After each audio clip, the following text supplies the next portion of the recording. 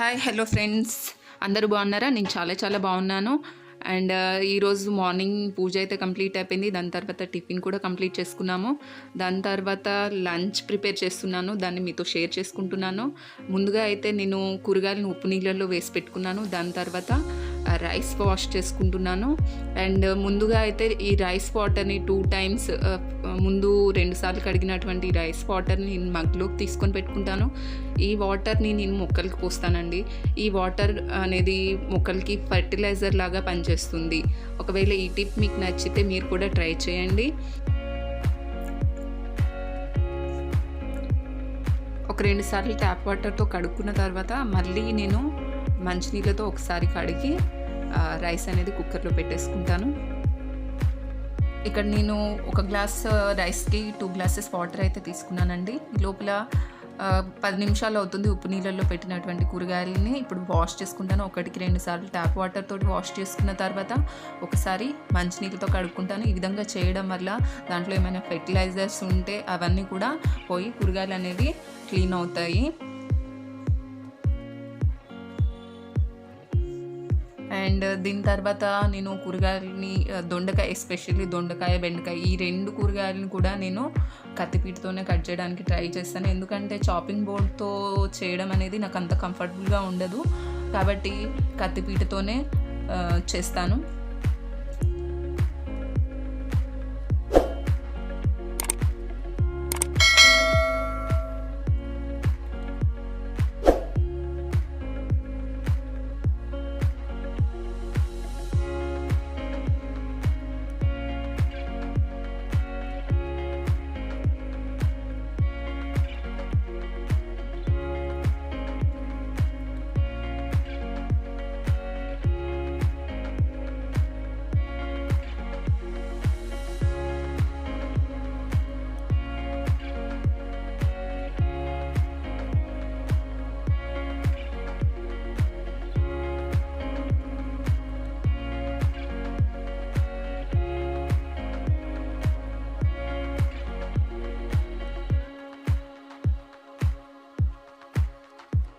ఇప్పుడు నేనైతే స్నానం చేసి రెడీ అయ్యాను. ఇప్పుడు నేను ఇంకా వంట స్టార్ట్ చేస్తాను. సో ఫ్రెండ్స్, ఇక్కడ కూరగాయలు కట్ చేసుకొని నేను స్నానం చేసి వచ్చేసరికి 1/2 అవర్ అయితే అయింది. ఈ లోపల రైస్ బాగా నానుంటాయి. ఇప్పుడు నేను కుక్కర్ని స్విచ్ ఆన్ చేశాను.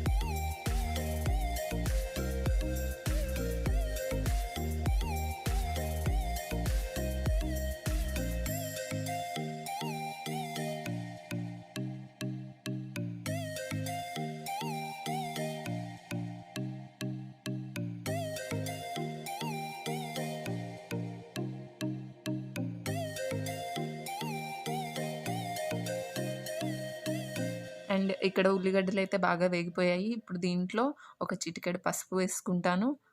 ఇది కొంచెం సేపు ఒక 2 నిమిషాలు బాగా కలిపెట్టుకొని దాని తర్వాత దీంట్లో దొండకాయ ముక్కలు కూడా యాడ్ చేసుకొని దాన్ని బాగా గరిటెతోటి కలబెట్టుకుంటాను. ఈ కూరని బాగా కలబెట్టిన తర్వాత దీని మీద మూతను ఉంచుకొని కొద్దిసేపు సిమ్లో ఉంచుకొని ఫ్రై చేసుకుంటాను. దీన్ని మధ్య మధ్యలో కలుపుతూ 5 నిమిషాలకు ఒకసారి మధ్య మధ్యలో కలుపుతూ ఈ విధంగా బాగా ఫ్రై అవనిస్తాను.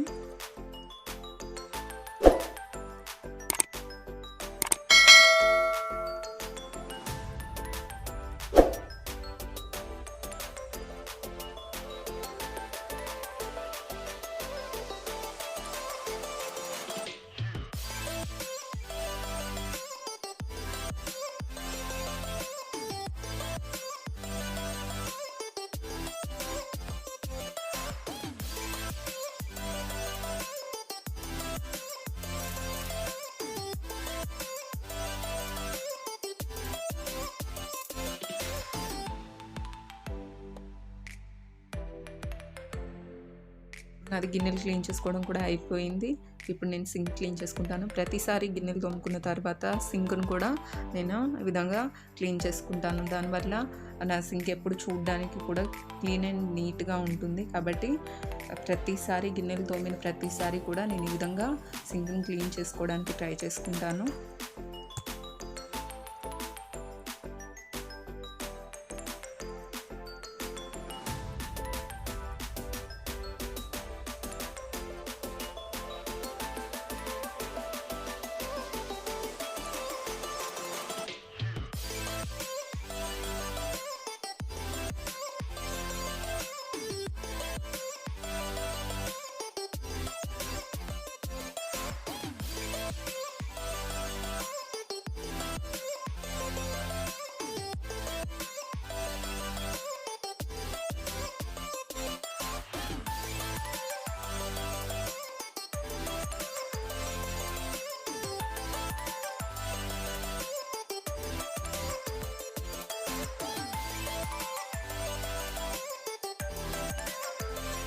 మధ్య మధ్యలో ఈ విధంగా కూరని అయితే కలియబెట్టుకున్నాను. 5 నిమిషాలకు ఒకసారి ఈ విధంగా మధ్యలో కూరని కలబెట్టుకున్న తర్వాత ఇప్పుడైతే కూర అనేది బాగా ఫ్రై అయిపోయింది.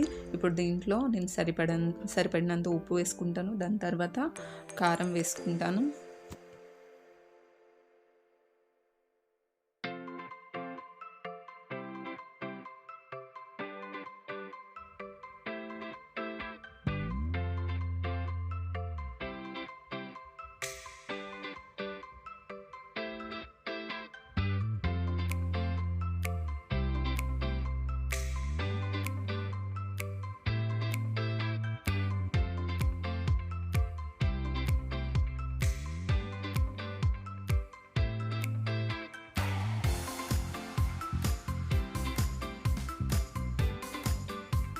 వేసుకొని ఒక 5 నిమిషాలు మగ్గిన తర్వాత కూర ఇప్పుడు దీంట్లో నేను మొదటిగా జీలకర్ర పొడి, దాని తర్వాత 1 టేబుల్ స్పూన్ ధనియాల పొడి, 1 టేబుల్ స్పూన్ గరం మసాలా వేసుకుంటాను.